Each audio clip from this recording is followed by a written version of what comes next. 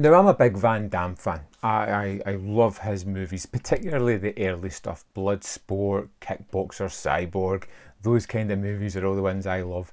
And 88 Films, a company I really do like, have been releasing a lot of his movies from the kind of mid to late 90s, where I kind of went off the Van Damme a little bit.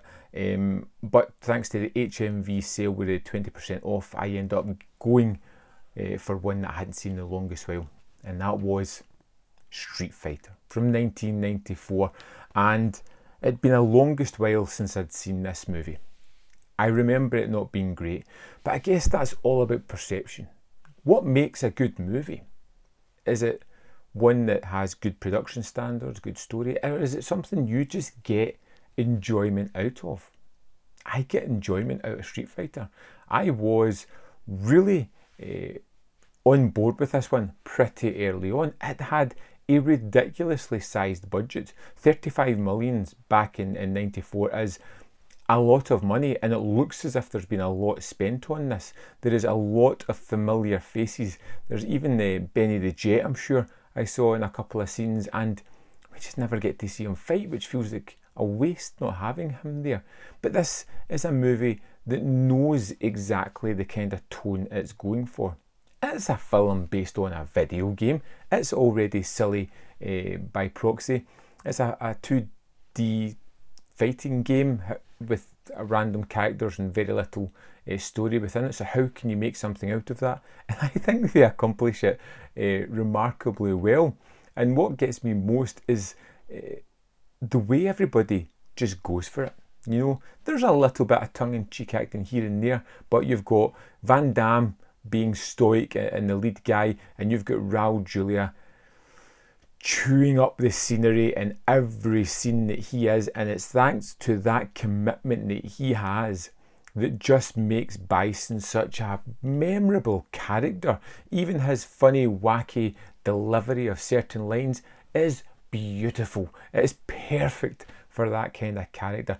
There is a wealth of co-characters as well, people who are bolstering up the story. We get all these silly little nods to various things that just seem kind of unnecessary but really fun. Like there's a particular moment where Zangief and Honda are fighting at the end, and they're fighting over a miniature town, which kind of gives that nod to Godzilla, giant kaiju fighting each other. It's unnecessary, but it adds so much to the movie. There's a certain level of comedic value to this one as well. It's really colourful and bright and over the top, as an adaptation of a fighting game should be. It's not steeped in realistic nature. It's silly, but it's incredibly fun with that silliness that it adds into the movie. You get all the characters. You get them doing their moves that they're famous for. You get even the creation of Blanca as well at one point, which is absolutely crazy, but they've got it in there. There's even Bison releasing depth charges and playing what looks like an arcade version of Street Fighter 2. It's crazy the amount of fan service that it's done here, and to think that the movie never really done as well is a bit weird. It feels a little bit odd. It feels as if it's a movie that came out in 94 but thoroughly belongs in 1987, 88, because it is that kind of Hollywood blockbuster explosions for the sake of explosions, which I'm a fan of. It has them by the bucketful. It just has this ridiculous wealth of characters, and that sometimes takes away a little bit of the story because you're jumping from several subplots at certain points, and it's struggling to get back to the main story because it's trying to do fan service to all these various characters. It's got great action set pieces by plentiful. It's got a real sense of colour and tone, even if that tone felt mismatched originally.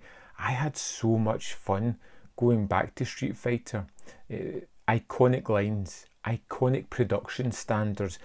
That budget is really used. You see a lot of it on screen with the explosions and the characters and the action. I really enjoyed Street Fighter. I didn't expect to go into this one and be so enamoured by how much fun it really was, but that's what you get. And I'm glad to kind of get that. So these are limited edition Van Damme ones, which I'm going to pick up more, I think. They're kind of limited in the back. They've got a number there. This is number 1034 of 3000. And this comes with a poster, and it's got a couple of extras on it as well, but to be honest, it's more about the movie. I'm just interested in that, and I love this one this time around. I would love to know your opinion on this one. Hate it, love it, why? I don't care. Just let me know. We'll have a little discussion in the comment box below. Thanks for watching.